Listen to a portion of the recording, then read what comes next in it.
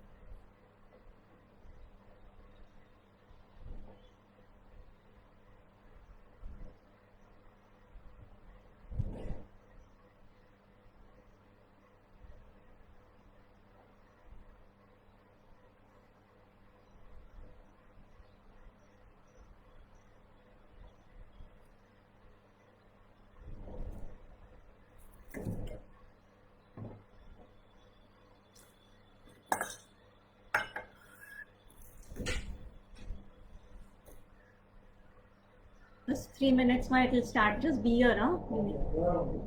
Huh? Huh? Just like need to see what?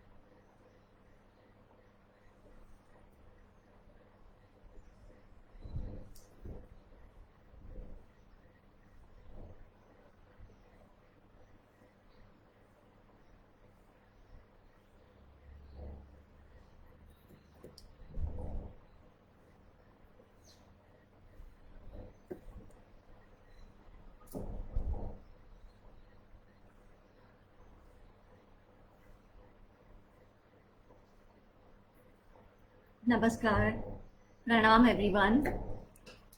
Thank you so much Asha ji, ये आपके platform से मुझे ये इनविटेशन के लिए।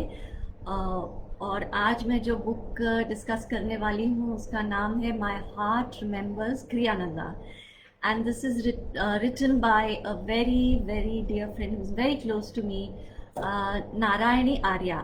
Actually she was born as Anna Arya, Anaya, and she is actually born in Spain. And Kriyananda, so first will हमको ये देखना पड़ेगा कि क्रिया योगा क्या है, क्रियानंदा जी कौन है, और ये सब यहीं से शुरू हुआ है, ऑटोबायोग्राफी ऑफ अ योगी, परमहंस योगानंद जी। तो ये आपको सब पता है कि 1920s में परमहंस योगानंद जी आए थे America to spread the message of Kriya yoga and to integrate the eastern and western teachings. और क्रियानंदा जी अमेरिकन थे, जो वॉल्टर जी, जेम्स वॉल्टर नाम था उनका, और वो परमहंस योगानंद जी के डायरेक्ट डिसाइपल थे। और उनके जो डिसाइपल जो हम नारायणी से जानते हैं, उसके बुक के बारे में हम आज बात करने वाले हैं, जो एक टिपिकल गुरु शिष्य रिलेशनशिप के ऊपर आधारित है कि किस तरह से उन्होंने जो अपनी स्पेन में जिंदगी थी वो सब छोड़ के ये स्पिरिचुअल साइड पे और गॉड रियलाइजेशन, सेल्फ रियलाइजेशन की जर्नी पे जो चल पड़ी। तो उसके बारे में, उसकी जर्नी के बारे में उन्होंने जो बुक लिखी है, तो वो जो मुझे वो क्यों इतनी एक्चुअली अट्रैक्ट किए ये बुक, क्योंकि उसको लैंग्वेज भी उनको नहीं पता थी, सिर्फ स्पेनिश जानती थी। और जब भी ये बुक उन्होंने स्पेनिश में पढ़ी, ऑटोबायोग्राफी ऑफ योगी, तभी उन्होंने ठान लिया कि मुझे यही स्पिरिचुअल लाइन में जाना है। और लैंग्वेज का भी जो इंट्यूशन और वाइब्रेशन इंट्यूशन से वो आगे बढ़ी, तो उसके बारे में आज बात करेंगे। तो Narayani was born in 1975 and her and in a small town in Spain. और she उनके फादर बहुत इंटरेस्ट रखते थे मेटाफिजिक्स में, लेकिन थोड़े टाइम के लिए उन्होंने ये जो उनके जो ये चाह थी, उन्होंने वो थोड़े टाइम के लिए साइलेंट रखा था, क्योंकि वो फैमिली के लिए जो काम, जॉब वगैरह, करियर बनाने में थे। तो ये उनका जो एस्पिरेशन थी स्पिरिचुअल साइड की, वो उन्होंने थोड़ी सी क्वाइट रखी। और तो ये उनकी लाइफ टिपिकल स्पेनिश, वो उनको डांसिंग बहुत पसंद था। और तो उन्होंने वहाँ से और हैप्पी फैमिली थी। जब भी वो टीनेज इयर्स में आई, तभी उनके फादर को फिर से ये सब जो स्पिरिचुअल साइड है वो बहुत ज़्यादा अट्रैक्ट करने लगा। और मेडिटेशन, योगा वगैरह में, और परमहंस योगानंद जी की बुक उन्होंने भी पढ़ी, और वो उनको इसमें आगे बढ़ना चाहते थे, योगा वगैरह मेडिटेशन करना चाहते थे। लेकिन फैमिली, उनकी वाइफ से उनको काफ़ी रेजिस्टेंस वगैरह आया। तो काफ़ी वो घर में बहुत सारे वो टेंशन बढ़ गए, और सेपरेशन भी हुआ। और तभी क्योंकि उनकी जो वाइफ थी वो इन सब से बिल्कुल, उनको ये सब अच्छा नहीं लग रहा था। तो जो नारायणी की जो मदर है, तो उन्होंने फिर जो डिवोर्स हुआ उनका, उसमें नारायणी के ऊपर बहुत ज़्यादा असर हुई, जो उनका नाम एना था। और वो थोड़े टाइम के लिए, जो बहुत ही डेलिकेट एज होती है जो टीनेज ईयर्स की, तो तभी उनको ये बहुत डिस्टर्ब ये सब होने लगा, और वो इनसे भागने लगी। तो नेचुरली जो टीनेजर्स हैं वो थोड़े वाइल्ड साइड पे जाते हैं, सब एक्सपेरिमेंट करते हैं। तो उसकी भी जर्नी हुई रही थोड़े टाइम के लिए, और डांसिंग, डिस्कोज वगैरह हुई। और फिर उन्होंने जाके, जब भी जो उनको कॉलेज ज्वाइन करना था, तो पेरेंट्स की यही इच्छा थी कि वो कॉलेज ज्वाइन करे। लेकिन उनको कॉलेज नहीं ज्वाइन करना था। उन्होंने फिर हेयर ड्रेसिंग का कोर्स किया और उसमें वो जॉब करने लगी, तो जॉब से उनकी लाइफ में थोड़ी डिसिप्लिन तो आई, लेकिन तब भी उनको ये और काम में भी थोड़ी स्टेबल हुई। और जो वीकेंड्स में फ्रेंड्स, डांसिंग, डिस्कोस, ये सब होता रहा, लेकिन उनको काफ़ी ये उनके माइंड में चलता रहा कि क्या यही लाइफ है, काम करो और फ्रेंड्स के साथ बाहर जाओ, पार्टीज करो। तो ये नेचुरली उनके इंक्लिनेशन स्पिरिचुअल साइड पे ही थी।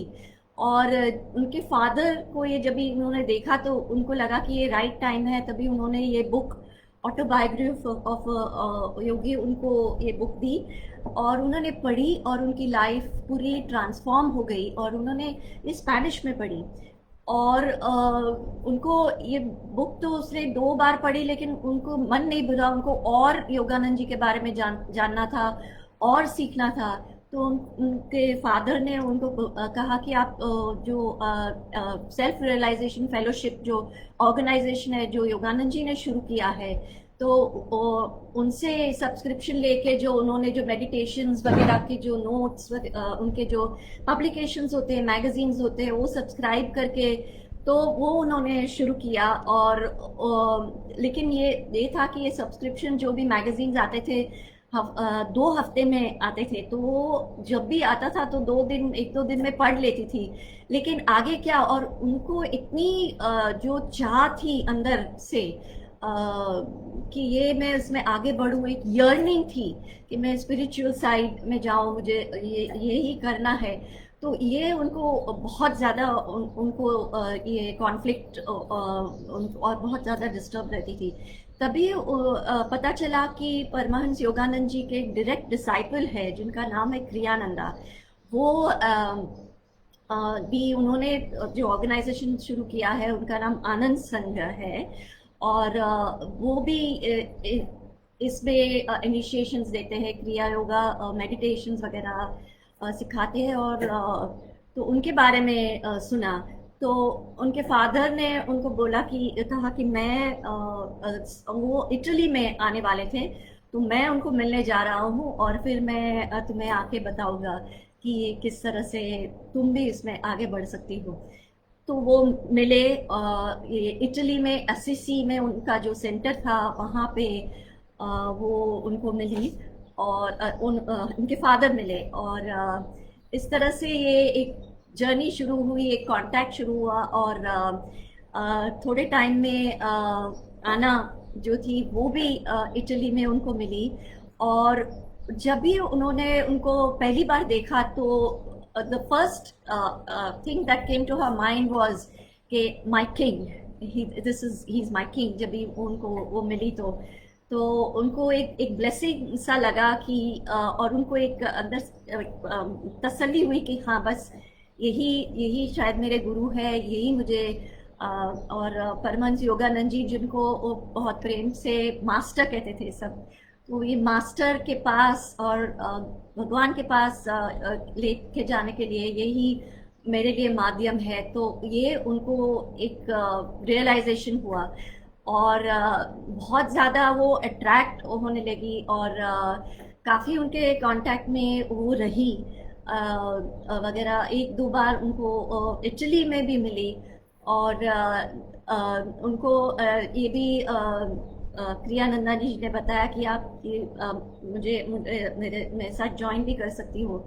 तभी उनकी जॉब चल रही थी स्पेन में और वो उनको इटली में वगैरह जो उनको वो यूएसए में उनके सेंटर्स थे और यूरोप में इटली में उनके जो सेंटर्स थे, तो वहाँ उनको आने के लिए बोला बताया गया। लेकिन उसी टाइम और उनको इतना वो एक जो यर्निंग जो हार्ट में जो होती है जब भी हम किसी चीज़ को बहुत ज़्यादा डिज़ायर करते हैं, तो वो हमेशा ये मेडिटेट करती रही और प्रे करती रही कि मास्टर मेरे कर्मा जो है वो बहुत ज़्यादा एक्सेलरेट करा दो जिससे मैं ये पाथ में चल सकूं।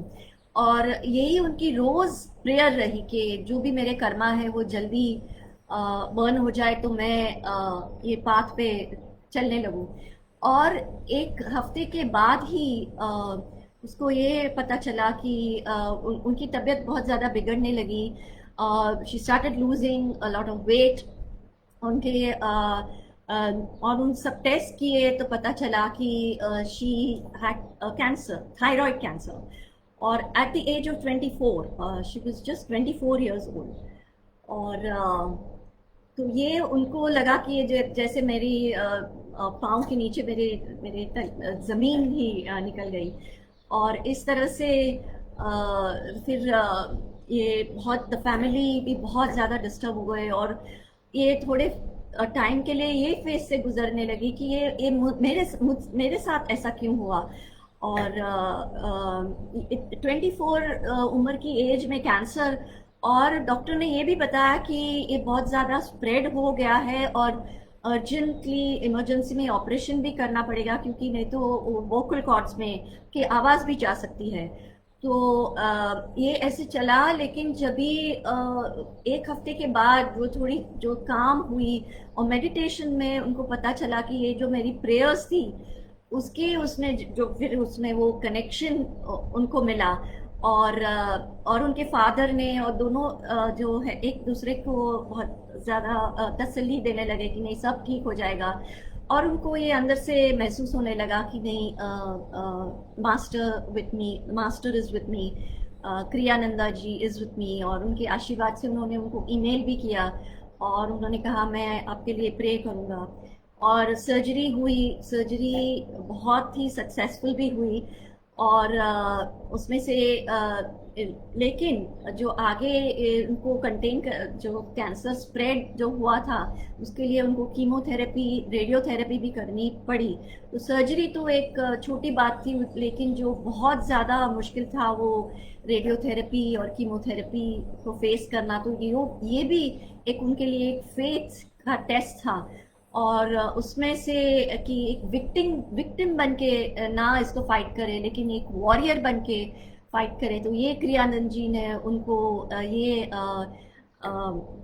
प्रेरणा दी, आश्वासन दिया और इंस्पिरेशन दिया। तो ये इसी तरह से वो इसमें से भी वो पार निकल गई और उनको फिर से इटली में मिली। और तभी उनको ये क्रियानंद जी ने बताया कि मेरे साथ तुम रहो, काम करो। और इनको इतनी ट्रेनिंग उनके पास से मिली। और जहाँ भी वो जाते थे वहाँ वो उनको फॉलो करती थी।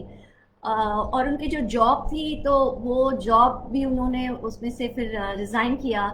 और जो भी उनकी जो सेविंग्स थी उसने उसका जो अपार्टमेंट था उसको भी उसने बेच दिया। तो वो सेविंग्स से खुद फ्यूचर के बारे में, करियर के बारे में कुछ नहीं सोचा। यही कि बस मुझे ये स्पिरिचुअल साइड में ही आगे बढ़ना है, इसमें ही मुझे सेल्फ रियलाइजेशन, मुझे गॉड को पाना है, यही चाह से ये आगे बढ़ी। तो ये सब चीज़ें जो उनकी बुक में है ये मुझे बहुत इंस्पायर करने लगी कि किस तरह से करेज से और आगे का ना सोच के और सिर्फ अपने हार्ट को क्यों सुनने के लिए वो आगे चल पड़ी। और एक्चुअली ये बुक उन्होंने मुझे मेरे मेरी बर्थडे पे उन्होंने मुझे गिफ्ट की थी।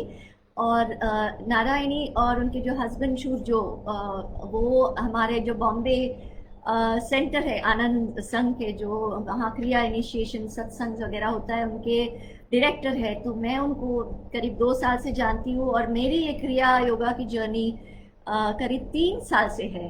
और हालांकि मैंने ऑटोबायोग्राफी पढ़ी थी मेरे कुछ 30 साल पहले, 25-30 साल पहले, लेकिन मुझे इतना टाइम समय लग गया कि मैं इस ये क्रिया योगा सीख पाऊँ। लेकिन उन्होंने इतनी राह नहीं देखी और वो बस आगे चल पड़ी। तो ये मेरी बर्थडे गिफ्ट थी और लॉकडाउन में। और ये एक्चुअली डिजिटल मीडिया ई बुक थी और ये मेरे पास एक्चुअली वो बुक भी हार्ड कॉपी भी नहीं है। मैंने उनको पीडीएफ फाइल में पढ़ी और ये जो एक बार मैंने जो ये बुक शुरू की वो मैं उसको रख नहीं पाई। और मैंने कंटिन्यूसली उसको जब तक ये फिनिश ना हो मैंने ये फिनिश की, क्योंकि और ये मुझे बहुत अट्रैक्ट किया कि वो लैंग्वेज भी नहीं जानती थी। तो ये जब भी वो क्रियानंदा जी से मिलती थी तो वो ये लैंग्वेज भी वो कुछ डिक्शनरी से थोड़ा बहुत कम्युनिकेट करते थे। और जो उनको वो मिली क्रियानंदा जी के मिलने के पहले उन्होंने उनके बारे में सिर्फ सुना था। और उन्होंने इतनी बुक्स लिखी है, पब्लिकेशंस किए हैं, और वो म्यूजिशियन भी थे। और कुछ 450 म्यूजिक पीसेस उन्होंने कंपोज किए हैं, सॉन्ग्स। और वेस्टर्न क्लासिकल म्यूजिक में उन्होंने बहुत सारे कंपोजिशंस किए हैं।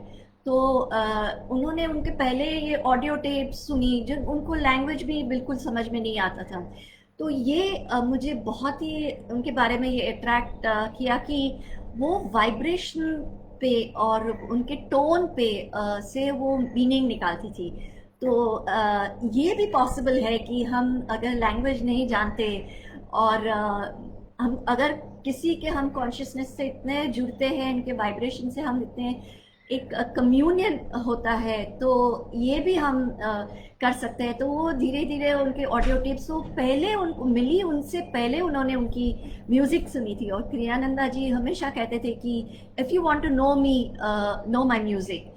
क्योंकि वो मानते थे कि ये म्यूजिक मेरा नहीं है, ये जो भी म्यूजिक है मुझे दिया गया है और मास्टर से। तो हमेशा क्रियानंदा जी की लाइफ भी एक मिसाल है, क्योंकि वो जो भी वो करते थे वो सिर्फ अपने मास्टर के लिए, परमहंस योगानंद जी के लिए उन्होंने अपनी पूरी ज़िंदगी जो भी 22 की साल से जो उन्होंने तब से जो ज्वाइन किया था। और परमहंस योगानंद जी के गुजर जाने के पहले वो 4 साल तक उनके साथ रहे, जो उनके जो लास्ट ईयर्स थे तभी वो उनके साथ रहे।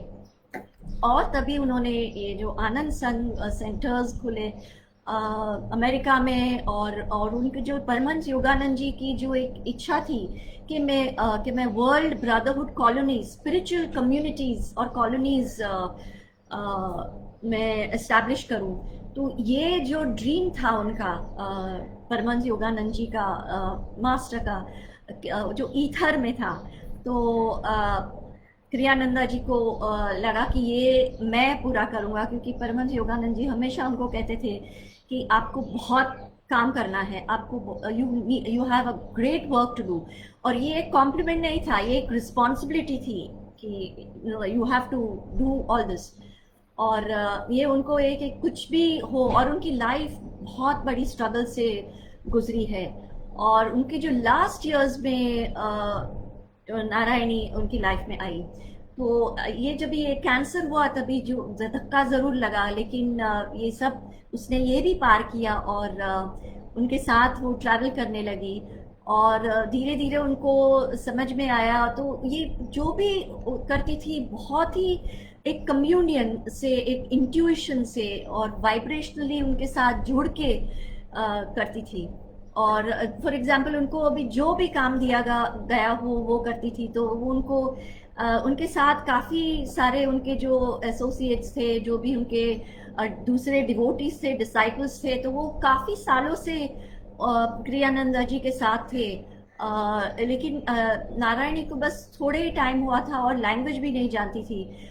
और वो एक शाइनेस जो थी उनमें, जो पीछे खड़े होके हमेशा आगे नहीं आती थी, बोल नहीं पाती थी, उसमें से वो कैसे आगे आई और बिकेम अ स्पिरिचुअल को डायरेक्टर। ये उनकी जर्नी है। तो ये कैंसर को भी उसने फाइट किया और फिर उनके साथ वो जुड़ गई जहाँ भी वो जाती थी, जहाँ भी वो क्रियानंद जी जाते थे उन लेक्चर्स के लिए, सत्संग के लिए, जो भी उनके इवेंट्स होते थे, तो वहाँ वो उनके साथ रहती थी, आश्रम में, उनके सेंटर्स में। और जो भी काम होता था, कुकिंग, क्लीनिंग और उनके रूम भी साफ करना, वो सब वो एक सेवा की तरह करती थी। और बहुत ही ज़्यादा एक भक्ति भाव से। तो जो गुरु के लिए हम सुनते हैं, जो एक समर्पण, और तो वो ये उनकी लाइफ है कि उन्हें पूरी पूरी तरह से उनको इन्होंने सरेंडर किया उनकी लाइफ और आगे उनकी करियर लाइफ के बारे में just at the age of 24-25 she joined him. तभी इन्हें when Kriyananda ji was in his 70s तभी उनको लगा कि इंडिया में भी ये ऐसे सेंटर्स खुलने चाहिए जो उनके मास्टर की जो बर्थ कंट्री है वहाँ भी मुझे ये शुरू करना चाहिए। तो तो ये उनको फिर वो इंडिया भी उनको मिली और उनके फादर ने स्पेन में एक मेडिटेशन सेंटर खोला और वहाँ भी उनको क्रियानंदा जी से की हेल्प मिली। तो उनके फादर ने वहाँ भी वो उनके डिसाइपल्स वगैरह वो भी करते थे। वो इंडिया में पहली बार जब भी आना आई तभी उनको लगा कि ये दिस इज़ होम। उन्होंने जैसे ही पाँव रखा एक फेमिलियर सी फीलिंग आई और एक एक जैसे इंडिया में जब भी पाँव रखा तो एक पवित्र भूमि जैसी उनको फीलिंग आई। और जो दिल्ली में उनका जो सेंटर था तो वहाँ पे वो रही और वहाँ पे ऐसा था कि जैसे भी दूसरे डिसाइपल्स आते थे तो उनको वहाँ से जो भी वहाँ उनको जो रहने के लिए दिया जाता था वो तो ये सब बुक में उन्होंने ये सब डिटेल्स में लिखा है कि किस तरह से उनको लेसन्स मिले, किस तरह से जैसे काफ़ी टाइम और इंडिया की लाइफ बहुत ज़्यादा डिफ़िकल्ट भी थी और क्लाइमेट भी और लैंग्वेज तो प्रॉब्लम वैसे भी था ही। और तो जो जैसे दूसरे डिसाइपल्स आते थे तो उनको एक रूम से दूसरे रूम में या कहीं और घर में ऐसे शिफ्ट होना पड़ता था और ऐसे ट्राई करती थी कि मैं चेयरफुल रहूं, मैं जॉयफुल रहूं।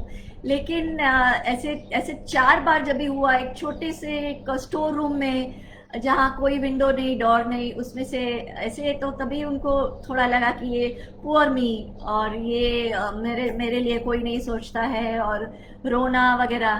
तो ऐसे एक इन्होंने शेयर किया कि जब भी फिर उनको जब बुलाया गया सत्संग के लिए तभी क्रियानंद जी ने पूछा कि ये आना किधर है। तो बोला कि हाँ मैं उधर हूँ और तभी सब लोग बात कर रहे थे तभी क्रियानंद जी ने ऐसे ही बताया कि इंडिया में साधु हर 3 दिन में बस अपना सामान लेके चल पड़ते हैं और मुझे भी कोई प्रॉब्लम नहीं है, मैं भी ये सब छोड़ के कभी भी जा सकता हूँ, पीछे भी नहीं मुड़ के देखूंगा।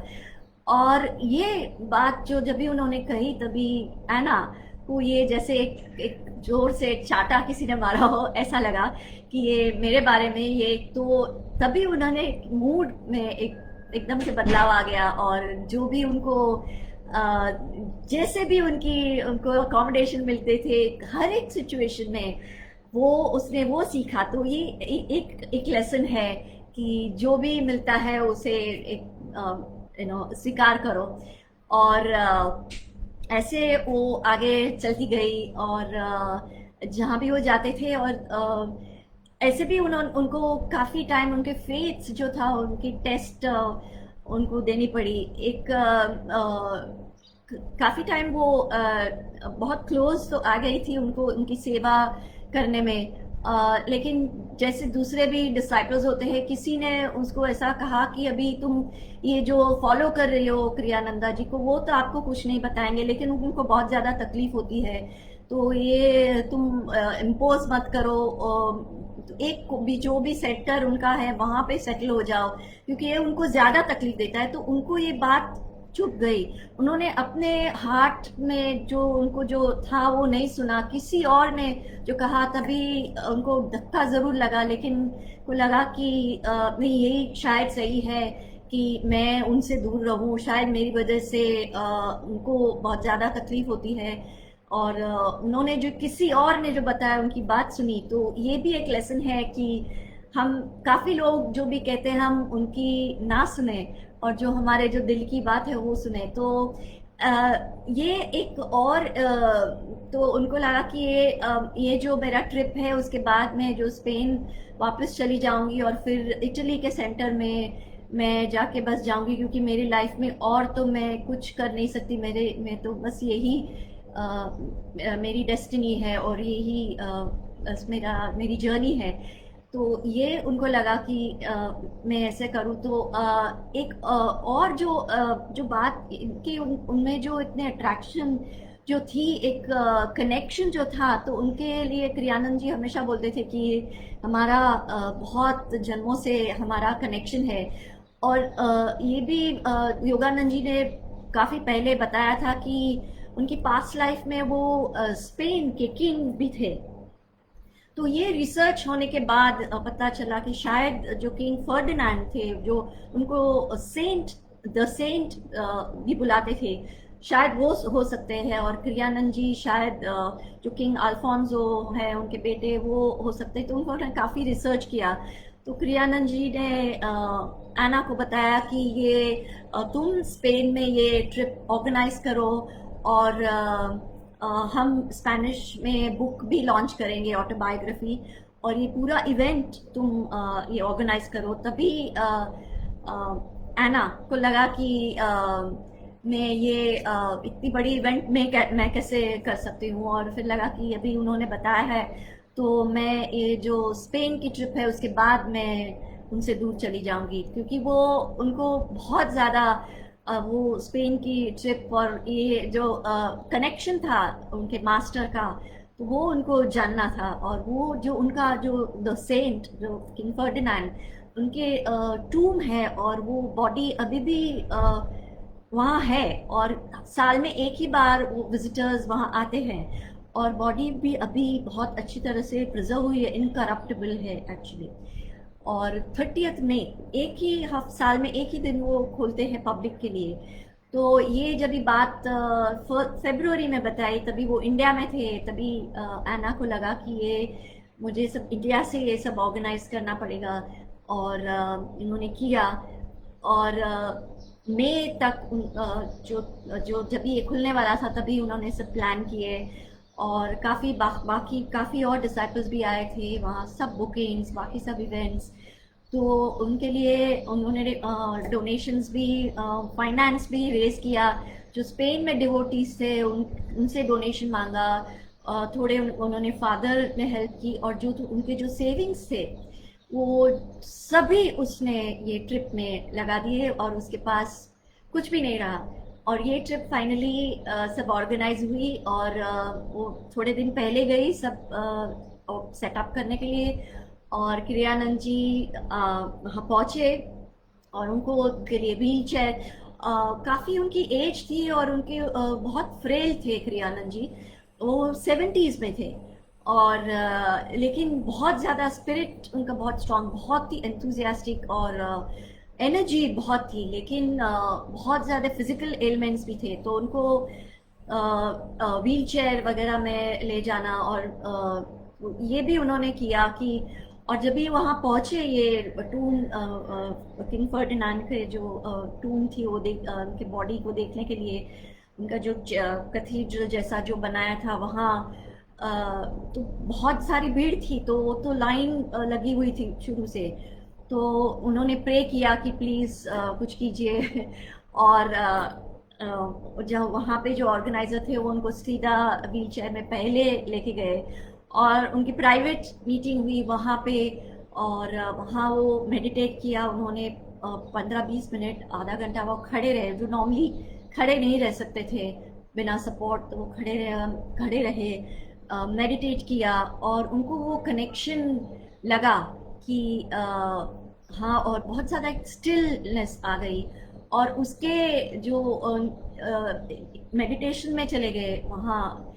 और 1-2 घंटे के बाद उन्होंने फिर कम्युनिकेट किया कि हाँ, ये मुझे कनेक्शन मिला, और ये थे। और तभी फिर बाकी सब पूरी ट्रिप और बाकी सब मॉन्यूमेंट्स जो थे उनको विज़िट किए। और बाद में वो लास्ट जो डे आया तभी एना को लगा कि अभी मुझे बोलना चाहिए कि अभी ये लास्ट था हमारा, और मैं अभी नहीं आपके साथ आ पाऊँगी। तो जब भी वो रूम में थे तभी क्रियानंद जी ने उनको बताया कि ये मुझे थोड़ा चश्मा दे दो, मेरी बुक दे दो। तो जब भी एना को ये ख्याल आया कि बहुत जल्दी ही स्वामी जी, उनको क्रियानंद जी को स्वामी जी बोलते थे। तो स्वामी जी को कोई 24 आवर कोई उनकी देखभाल करने के लिए अभी कोई चाहिए, और यही सोच के वो रूम से निकली। और जब भी लास्ट डे पे वो मिलने वाली थी, तभी क्रियानंद जी ने उनको बताया कि अभी मुझे मेरे बहुत सारे फॉलोअर्स हैं, मुझे मेरे साथ देने के लिए भी बहुत लोग हैं, लेकिन उनकी बहुत ज़्यादा दूसरी रिस्पॉन्सिबिलिटीज़ भी है। बाकी सारे जो सेंटर्स हैं सब जगह, वहाँ पे उनकी रिस्पॉन्सिबिलिटीज़ है। तो मैं सोच रहा हूँ कि मुझे कोई चाहिए जो मेरे साथ रहे। और अभी जो फिज़िकली डिसेबिलिटीज़ बहुत है, बहुत सारे उनके ऑपरेशंस हुए थे, और क्योंकि उन्होंने बहुत कर्मा उनके बॉडी के ऊपर लिया था, तो बहुत सारी हिप रिप्लेसमेंट सर्जरीज दोनों साइड, और बहुत ज़्यादा सर्जरीज हुए थे। तो उन्होंने बताया, why don't you join me and why don't you do that and be with me, और you don't have to worry about anything. हम जो आनंद संघ है वो सब आपका आपके देखभाल करेंगे, you don't have to spend anything. और मेरे स्टाफ की तरह तो एक ये उनको एक मिल गया जैसे। तो उनको जो लगा कि नहीं, ये मैं उनसे दूर जाऊं, तो ये पूरा यूनिवर्स जैसे वो कंस्पायर करके उनको वापस उनके पास लाए, और she officially joined him as his care giver and his assistant. तो जब भी वो जहाँ भी ट्रैवल करते थे, उनके साथ उनके सब जो भी ऑर्गेनाइज करती थी, उनके फूड के बारे में, उनके मेडिसिन्स और नर्सेस को, डॉक्टर्स, और उनके जो सब एंगेजमेंट्स, सत्संग और सेंटर के जो भी एक्टिविटीज़ थे, लेक्चर्स। और बस स्वामी जी को यही लगता था कि जो मेरे मास्टर का मैसेज है वो मैं जितना हो सके मैं ये सेवा करूँ, मैं सब पूरी दुनिया में फैलाऊँ जितना हो सके उतना। और तभी उन्होंने फिर एक ब्रह्मचारी का भी वाव लिया, वो ब्रह्मचारी बनी। और जब भी जैसे ये सेंटर में एक प्रथा थी कि सब लोग जो भी उनको संस्कृत नाम दिया जाता था, और काफ़ी लोग अगर उनको लगता था कि ये नाम मेरे लिए ठीक है, तो वो स्वामी जी को बताते थे, वो मेडिटेट करके उनको बताते कि हाँ ये सही है, या तो वो खुद बताते थे, या कुछ कभी कभी कुछ दिनों के बाद, महीनों के बाद, या तो काफ़ी सालों के बाद उनको नाम मिलता था। तो ये ऐना को ये चाह थी कि मुझे भी नाम मिले, लेकिन कौन सा नाम। तो वो एक बार चांट कर रही थी, ओम नमो नारायणा। तो ये चांट करते करते वो उसको एक भाव में वो चली गई, और उन्होंने ये जो एक्सपीरियंस है उसने शेयर किया है कि जैसे उसको लगा कि ये मेरा एक स्पाइन से एक लाइट जैसे आ रही है और हार्ट में रुक गई है। और फिर उन्होंने एक कॉन्शियसली वो लाइट को फिर ऑफर किया अपने आज्ञा चक्र में।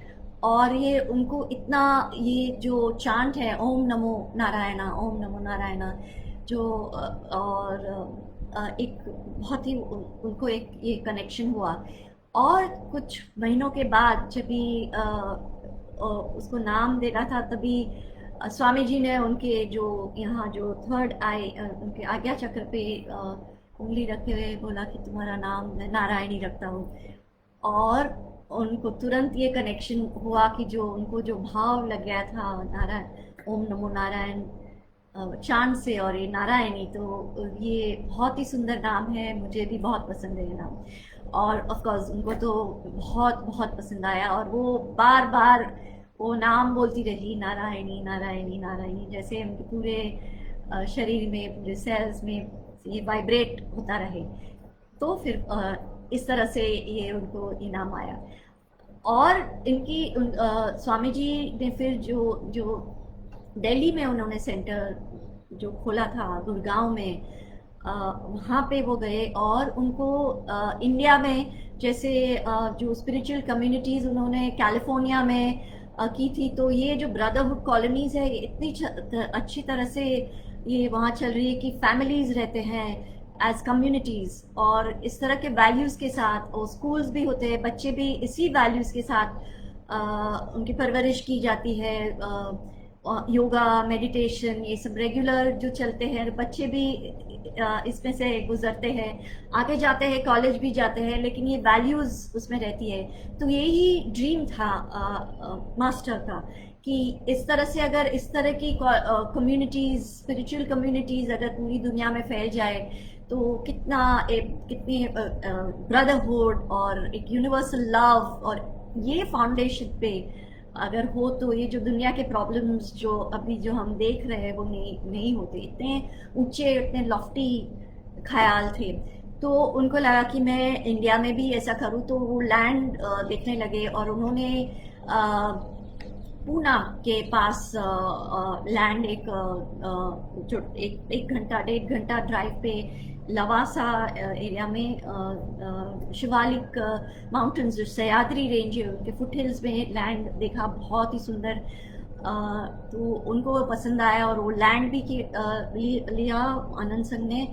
और वहाँ पे फिर पूना में उन्होंने उनके पहले कुछ लोग रहे, उसमें नारायणी भी आई, और ये सेटअप करने के लिए कम्युनिटी। और पूना में फिर उन्होंने कुछ उनके जो डिसाइपल्स थे ये प्रचार करने लगे, सत्संग देने लगे, लेक्चर्स देने लगे कि इसके बारे में लोगों को पता चले।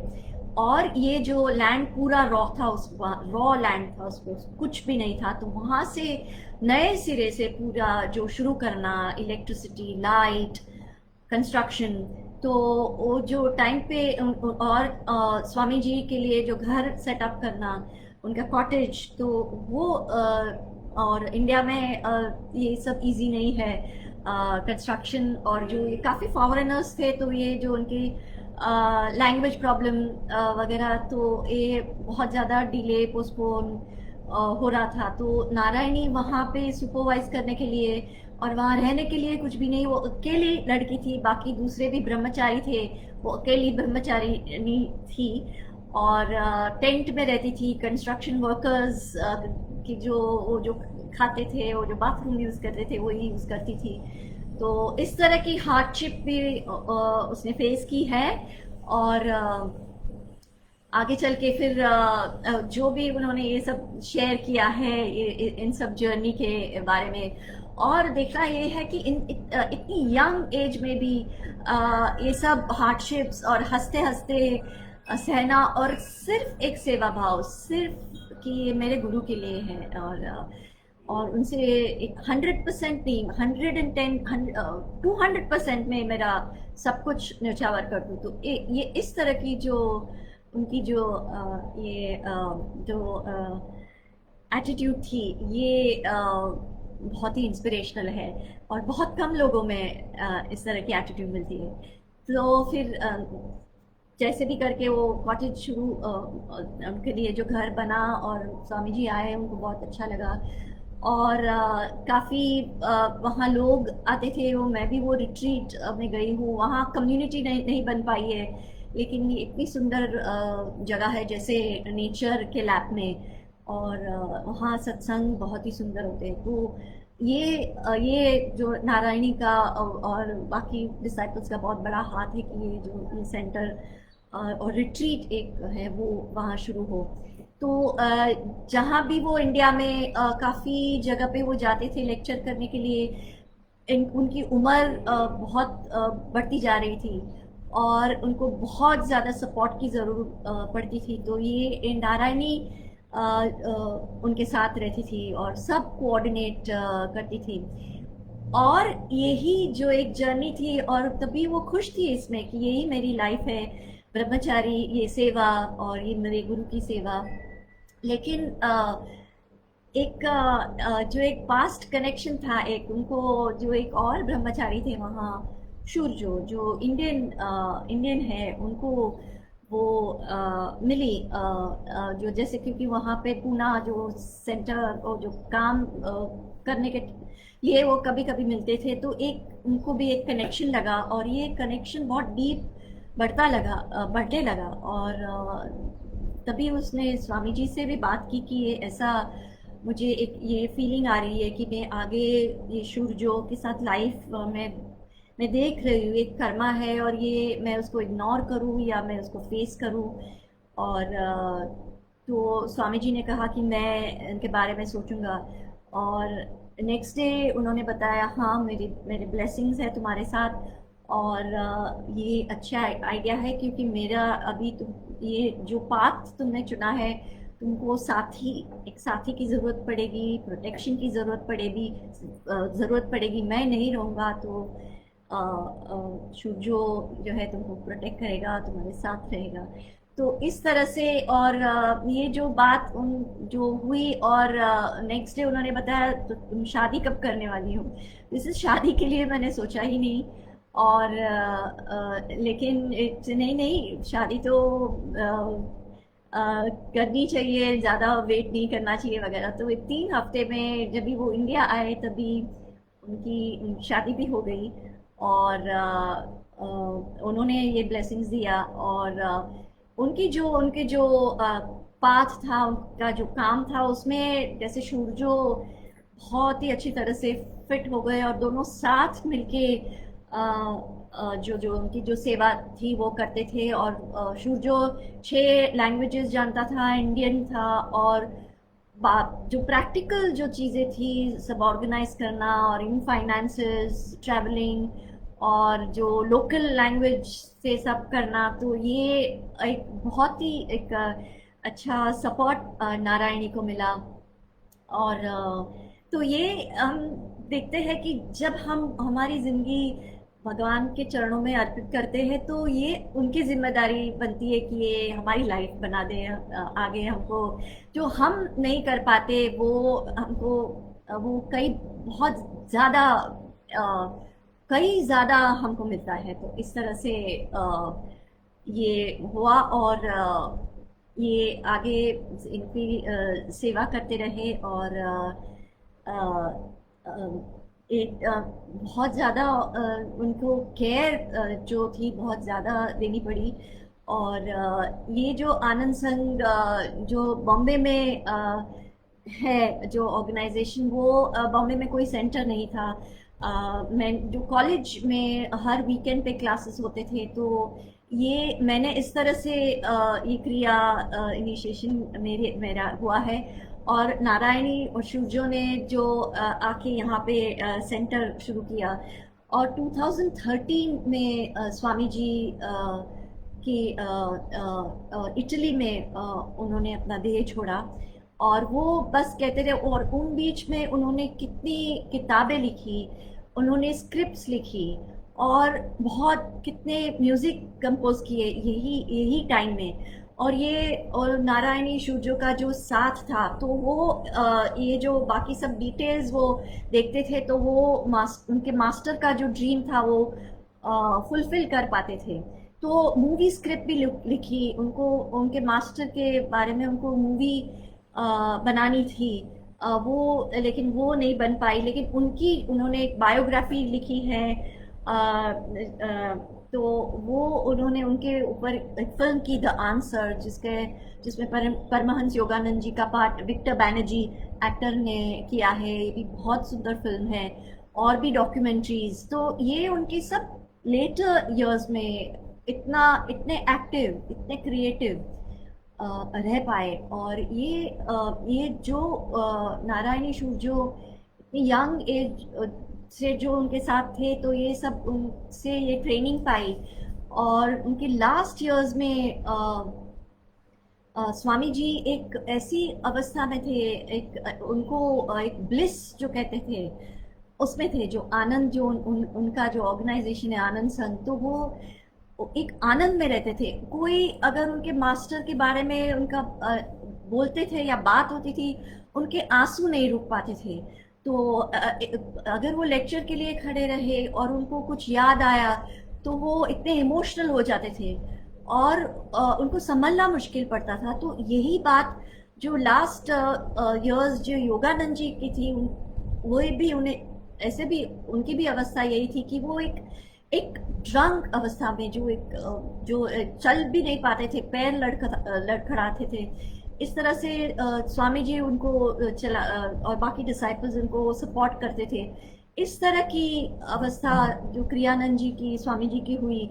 और वो बताते थे कि अभी जो ये मेरी अवस्था है, ये मैं ये बता नहीं सकता कि ये क्रियानंद जी कहाँ खत्म होते हैं और योगानंद जी कहाँ शुरू होते हैं। जैसे कोई हमारे बीच बाउंड्री ही नहीं है। और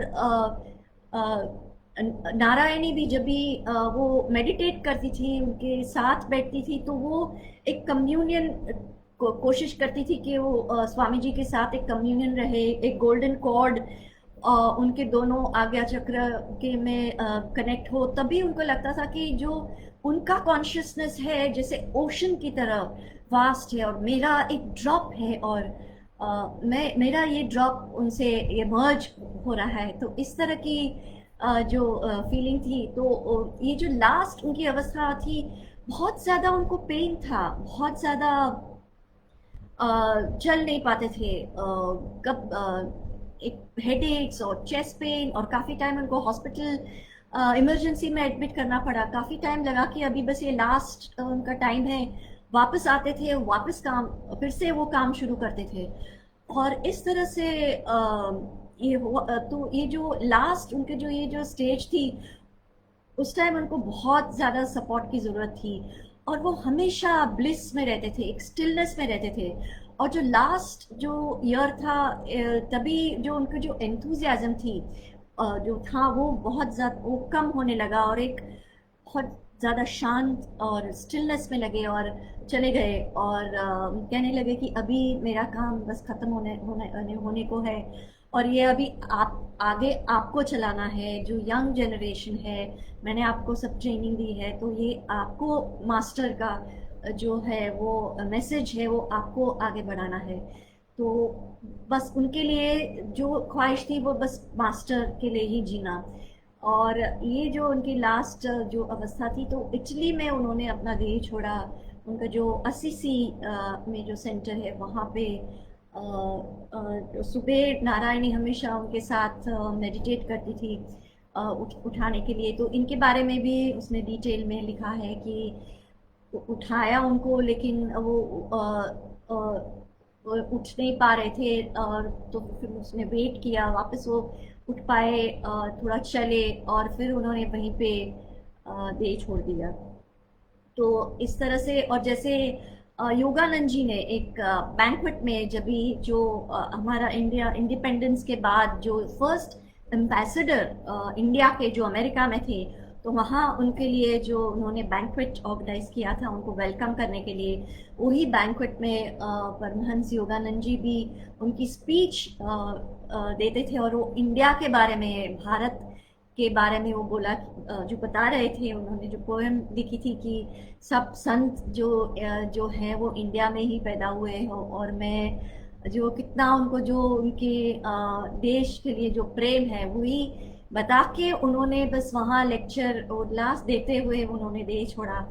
और ये भी कहते हैं कि ये उनका देह जो उन्होंने जो मॉर्च्यूरी में जो वहाँ जो अंडरटेकर्स वगैरह जो होते हैं, उन्होंने देखा कि ये बिल्कुल 2 महीने, 1-2 महीने की तक भी उन्होंने कोई जो डिकेइंग के जो भी साइंस जो बॉडी में होते हैं वो नहीं थे। तो इस तरह से ये नारायणी की स्टोरी है। और एक जो गुरु के चरणों में समर्पित है। और ये जो उनके बाद उन्होंने फिर ये काम आगे उसने उन लोगों इन्होंने बढ़ाया। और ये हम ये सेंटर, ये जो आनंद संघ में हम काफ़ी देखते हैं कि काफ़ी कपल्स जो है एक साथ जुड़ के ये मास्टर के ब्लेसिंग, मास्टर के मैसेजेस और उनके जो उनका काम बढ़ाते हैं। तो इस तरह से ये भी जो कपल है वो भी बढ़ा रहे हैं, और ये देख के बहुत अच्छा लगता है। और ये इतने इंस्पिरेशनल है कि ये काफ़ी। तो मैं तो क्रियानंद जी को नहीं मिली, क्योंकि मैं ये पाथ में मुझे एक्चुअली सिर्फ 3 साल ही हुए हैं। और लेकिन जब भी अभी मैंने प्रियानंद जी की बुक पढ़ी, उन्होंने उनकी ऑटोबायोग्राफी लिखी है, और बाकी साफ काफ़ी डिवोटीज ने उनके बारे में लिखा है। तो मुझे ये लगा था कि मैं थोड़े अगर साल पहले मैं इसमें आती, मैं उनको मिल पाती थी। अ, उनके बारे में लगता था कि वो जो कंपैशन, काइंडनेस जो है, तो वो एक एग्जाम्पल है। और मैं यही झलक मैं नारायणी और सूर्यों में देखती हूँ। और ये एक स्पिरिचुअल गाइड की तरह हम सबके लिए है, जो भी हमारे साथ जुड़े हुए हैं इस बात में। और वो हमेशा अवेलेबल रहते हैं, कोई भी स्पिरिचुअल क्वेश्चन हो, कुछ भी हो। तो ये एक इतना सपोर्ट है। और ये लॉकडाउन था, ये जो मुश्किल पीरियड था, तभी भी वो ऑनलाइन हमारे साथ जुड़ते थे। और आप सब ठीक हो, और इंटरनेट के ज़रिए। और सेंटर तो उन्होंने सेंटर भी फिर शुरू किया। और जो सिर्फ वीकेंड्स में एक्टिविटीज़ होते थे, अभी वो रोज़ होते हैं। और गाइडेड मेडिटेशन, क्रिया के जो इनिशिएशंस, और म्यूज़िक म्यूज़िक के जो है, उनका म्यूज़िक बहुत बड़ा पार्ट करता है, इसमें पार्ट प्ले करता है। और मैं इंडियन क्लासिकल म्यूज़िक के ट्रेडिशन से और आई हूँ, लेकिन ये म्यूज़िक मुझे भी छू जाता है। और ये जो वेस्टर्न क्लासिकल में म्यूज़िक, तो म्यूज़िक है। और ये जो रिजर्वेशन मेरे भी मन में था, वो भी एक जो ईगो जो आप बोल सकते हैं। तो ये जो उनका म्यूज़िक है, वो सोल है, एक ये भी एक एंटिटी है म्यूज़िक। और हमेशा जो उनके सत्संग है, म्यूज़िक से, चैंटिंग से शुरू करते हैं। तो ये इनका एक हम थोड़े मेडिटेट भी करेंगे। और ये जो उनका एक उन क्रियानंद जी के ही आवाज़ में ये एक उन्होंने कंपोज किया है। और ये सुनेंगे उनके आवाज़ में।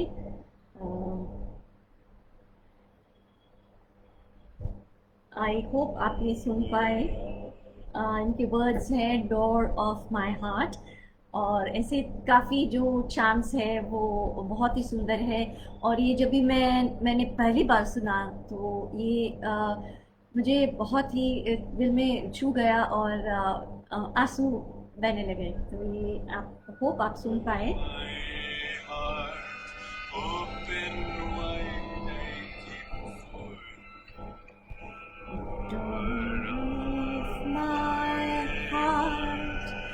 Open wide I keep for thee.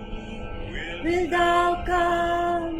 Will thou come? Just for once come. Wilt thou come? Wilt thou come? Just for once come. Will my days fly away without seeing thee, my Lord? Will my days fly away without seeing thee, my Lord? Night and day, I look for thee, night and day. Night and day, night and day, I look for thee, night and day. Door of my heart, open wide I keep for thee. Door of my heart, open wide I keep for thee. Will thou come? Will thou come? For once come to me.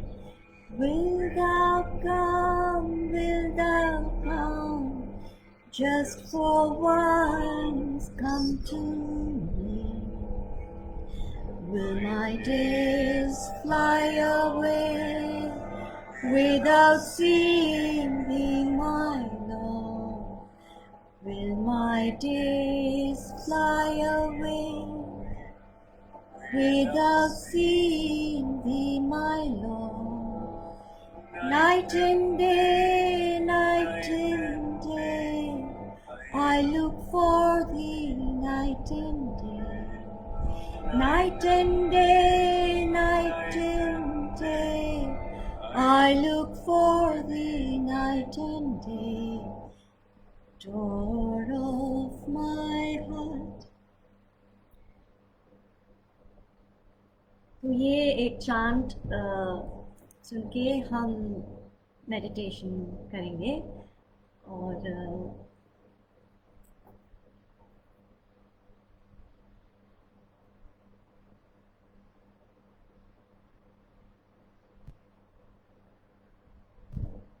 अभी आप आँख बंद कर लीजिए।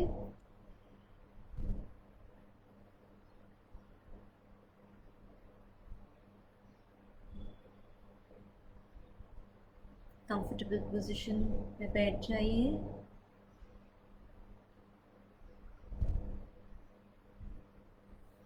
समर्पण, एक surrender का भाव लाइए। अपनी अवेयरनेस अपनी ब्रीदिंग पे लाइए।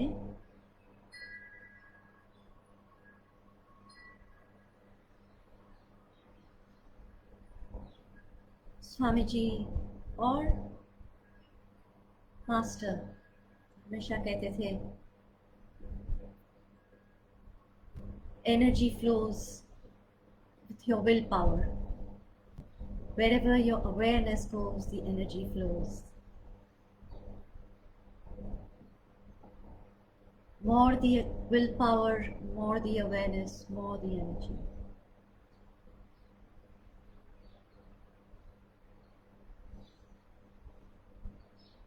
अपना ध्यान अपने श्वास की तरफ ले जाइए। लंबा लंबा सांस अंदर लीजिए और छोड़ दीजिए।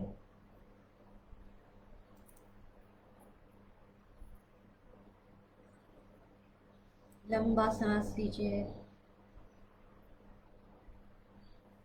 छोड़ दीजिए।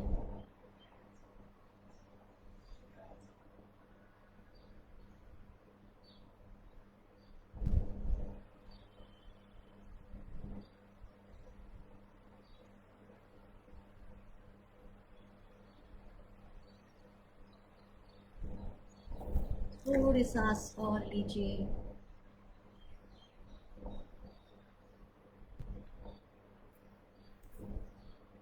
छोड़ दीजिए।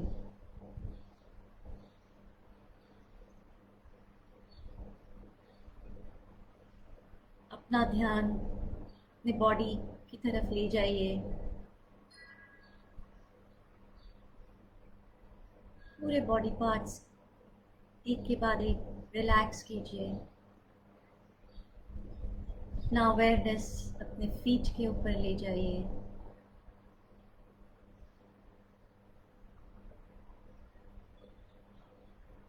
अपने टोज को, फीट को रिलैक्स कीजिए।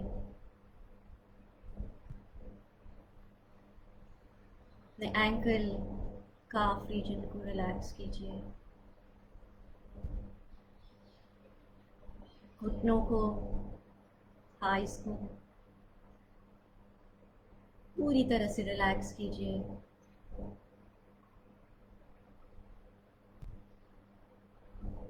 अपना hip area, pelvis, lower pelvis, perineum, lower abdomen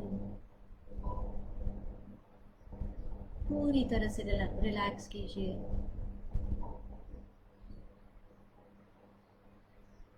नाभि का एरिया, एब्डोमेन,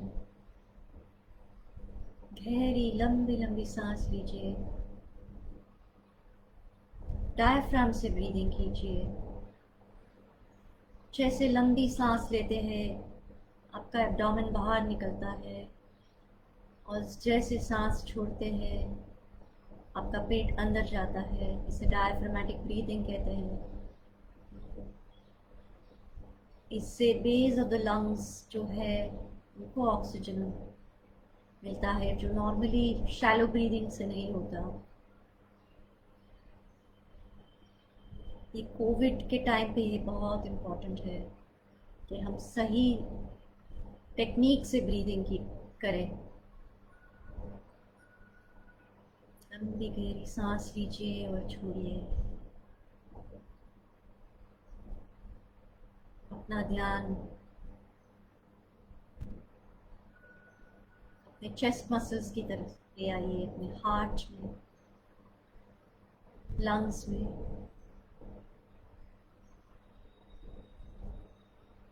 एक शांति का अनुभव महसूस कीजिए।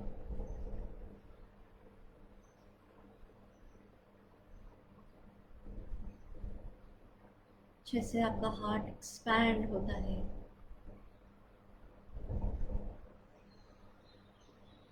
ऐसी अवेयरनेस लाइए। जैसे जैसे आप सांस लेते हैं वैसे आपके कॉन्शियसनेस और एक्सपैंड होते हैं। आप एक लोटस को भी वहाँ विजुलाइज कर सकते हैं।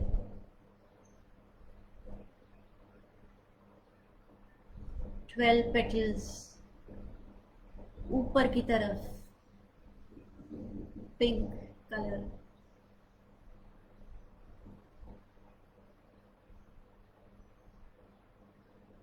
एक और बात स्वामी जी ने शेयर की थी नारायणी के साथ, जो उनको ड्रीम में आई थी कि शरीर छोड़ने के बाद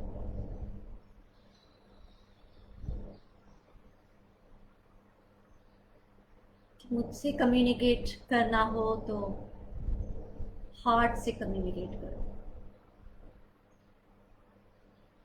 क्योंकि ड्रीम में एक पिंक टेलीफोन आया था और पिंक हार्ट का कलर है।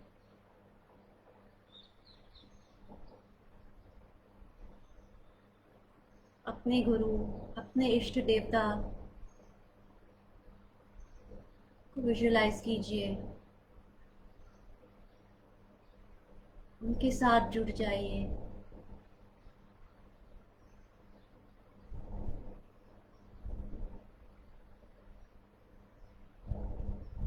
एक जैसे प्रेम की लहर जैसे छा रही है, a wave of pure unconditional love,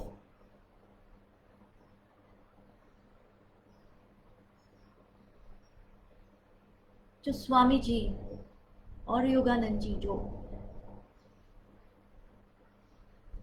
embody करते थे, वो जो पर्सनलाइज करते थे, जो रिप्रेजेंट करते थे ये अनकंडीशनल लव।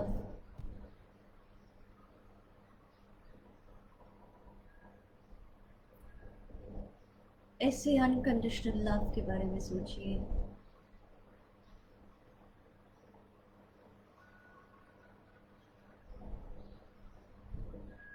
ये जो हमारा जो लिमिटेड छोटा सेल्फ है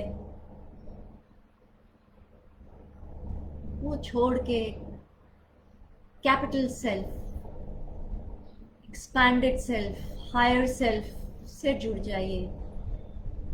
यही मैसेज है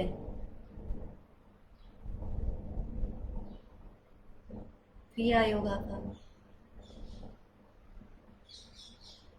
ये बहुत ही एंशिएंट टेक्निक है जो महाअवतार बाबा जी ने लहरी महाशय को दी थी। रानीखेत के पास हिमालय द्रोणागिरी पर्वत पे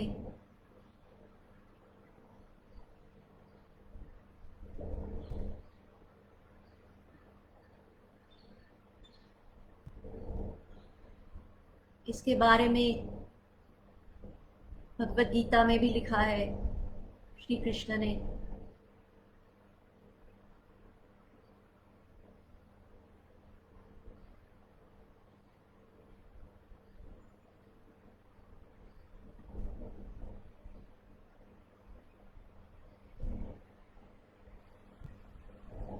बात उन्होंने अर्जुन को बताई थी, और बीच में ये जो टेक्निक है ये दब गई, बहुत सीक्रेट हो गई, बहुत कम लोग जानते थे, और ये 19th सेंचुरी में फिर से रिवाइव हुई है महाअवतार बाबा जी के द्वारा। उनको शत शत प्रणाम।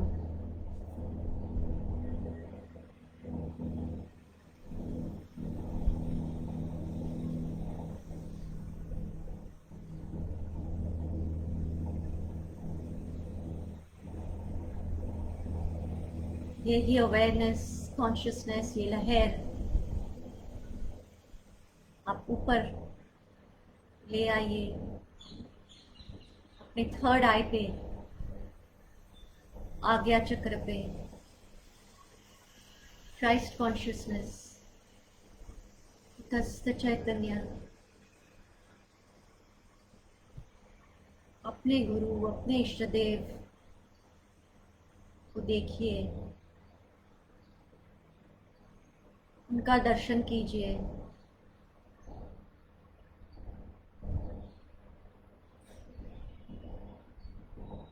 उनके चरण कमल से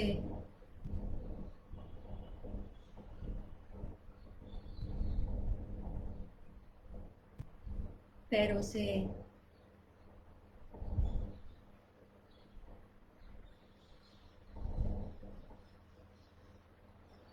पूरे शरीर, हाथ,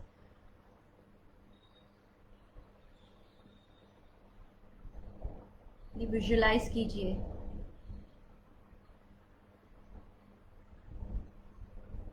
उनका श्रीमुख,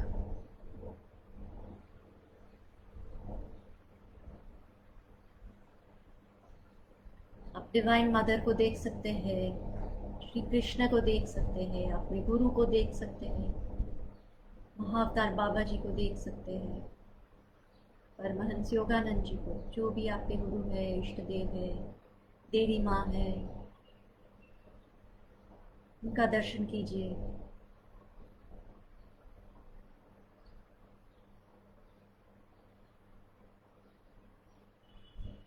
और ये जो गुरु प्रेम की कथा हमने सुनी, ये जो स्टोरीज जो सुनी,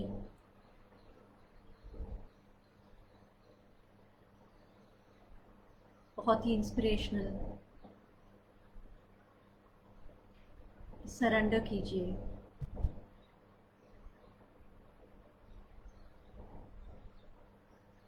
कि लेसन्स हम दूसरों के बारे में सुन के ही, उनके एक्सपीरियंस से सीखते हैं, इनसे सीख मिले और स्पिरिचुअल पाथ पे और आगे प्रोग्रेस कर सकें।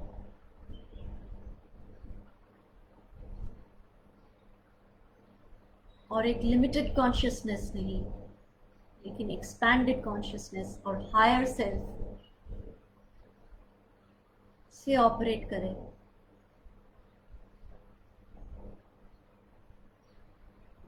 यही इच्छा है।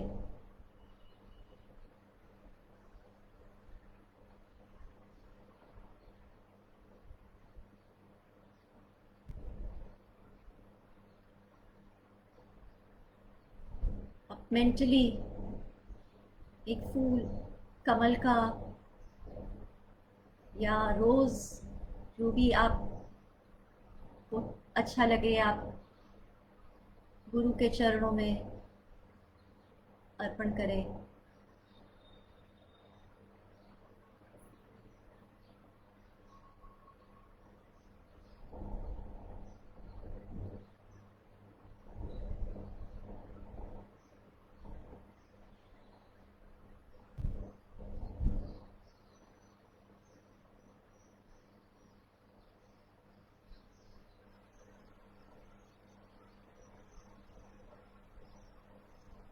साइलेंस, एक स्टिलनेस को महसूस कीजिए।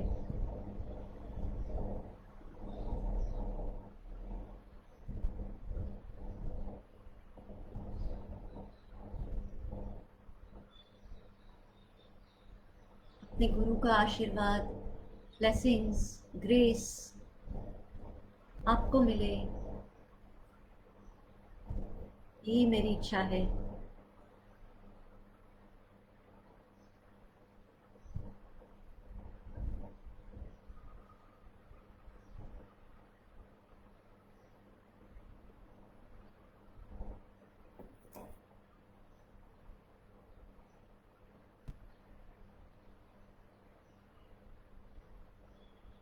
और ये गुरु का श्लोक से मैं आज की जो मेरी ये सेवा है ये मैं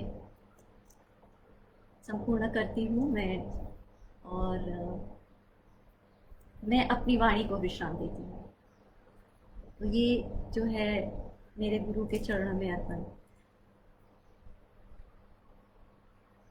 गुरुर् ब्रह्मा गुरुर्विष्णु गुरुर्देवो महेश्वरा। गुरुर्ब्रह्मा गुरुर्विष्णु गुरुर्देवो Maheshwara. गुरुर्साक्षात् परब्रह्मा गुरुर्साक्षात् परब्रह्मा।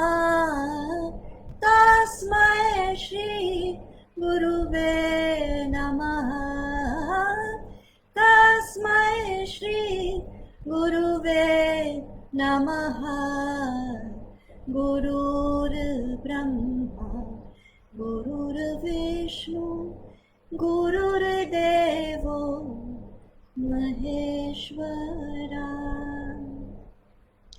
Thank you pyramid light, thank you Asha ji कि आपने मुझे ये मौका दिया और ये बहुत ही ब्यूटीफुल सोल के बारे में मैं आप सबको ये जो उनकी जो स्टोरी थी मैं आपके साथ शेयर कर पाई। Thank you.